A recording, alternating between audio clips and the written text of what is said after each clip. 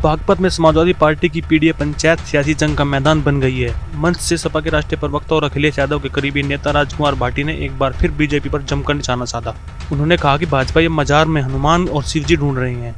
मुद्दों से ध्यान हटाकर हिंदू मुसलमान में फंसा रही है सरकार। सभा के दौरान भाटी ने धर्म आधारित राजनीति पर सवाल उठाते हुए कहा कि रामनवमी पर मस्जिद के सामने नाचते हैं और मजारों पर झंडा लगाते हैं। अब जब इनके रामनवमी के जुलूस निकलते हैं तो इन्हें डांस मस्जिद के सामने आकर करना होता है, इन्हें झंडा मजार के ऊपर ही लगाना होता है और जगह जगह कुदाल लिए खड़े हैं कि क्यों खड़े हो भाई कि इस मजार को खोदेंगे। क्यों खोदोगे? हनुमान जी दबे होंगे या शिव जी दबे होंगे।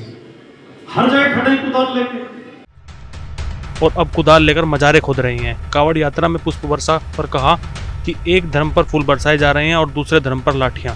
धार्मिक आयोजन के लिए सरकारी बजट की आवश्यकता नहीं होती। राष्ट्रीय प्रवक्ता राजकुमार भाटी ने योगी के मंत्री ओपी राजभर के बयान का पलटवार करते हुए कहा कि आजम खान हमारे नेता है, समाजवादी पार्टी के नेता है। हम उनके दरबार पर नाक रगड़े या करे डांस, उनके पेट में क्यों दर्द हो रहा है।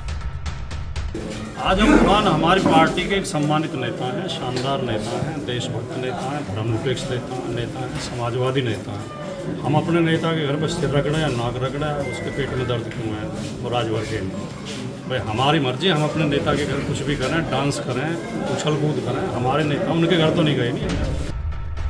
वहीं पर मायावती के संसद में हाथों में संविधान लेकर मजाक उड़ाने वाले बयान पर राजकुमार भाटी ने कहा कि देश विदेश में अम्बेडकर जी की हाथों में संविधान लेकर मूर्तियां हैं। क्या बाबा साहब भी संविधान का मजाक उड़ा रही हैं?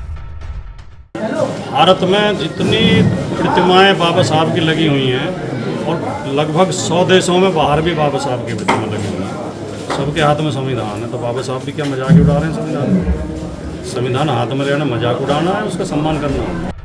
उन्होंने कहा कि सरकार महंगाई, बेरोजगारी और किसानों की दुर्दशा जैसे असली मुद्दों से जनता का ध्यान भटका रही है। देश की जनता परेशान है, नौजवान निराश है, पर बीजेपी के पास न नीति है न नीयत है। अब धर्म की आड़ में नफरत का कारोबार चलाया जा रहा है।